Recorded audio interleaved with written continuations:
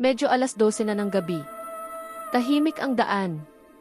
Si Roger, sakay ng kanyang kotse, ay binabaybay ang lumang tulay na laging madilim. Walang ilaw, tanging ang buwan lang at ang headlight niya ang nagbibigay liwanag. Sa gitna ng tulay, may nakita siyang babae na nakatayo sa gilid. Nakasuot ng puting damit, mahaba ang buhok. Tila naghihintay ng masasakyan.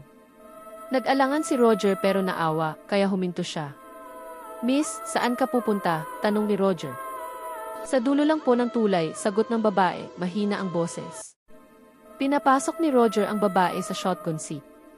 Sa buong biyahe, hindi nagsalita ang babae, nakatingin lang sa labas ng bintana. Ramdam ni Roger ang lamig kahit nakasarado ang bintana.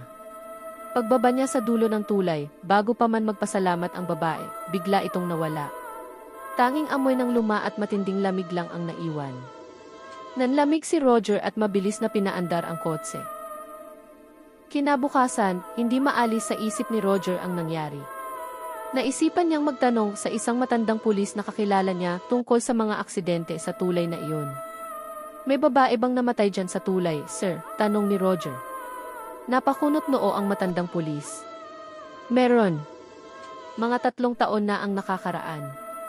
Isang gabi, nasagasaan ng isang motorista. Tumakas ang motorista at hindi na nakita." Biglang bumilis ang tibok ng puso ni Roger. Nanigas siya. Naalala niya ang gabing iyon 3 taon na ang nakalipas, ang biglang pagbangga, ang takot, ang pagtakbo niya. "Sino ang motorista?" tanong ni Roger, halos pabulong.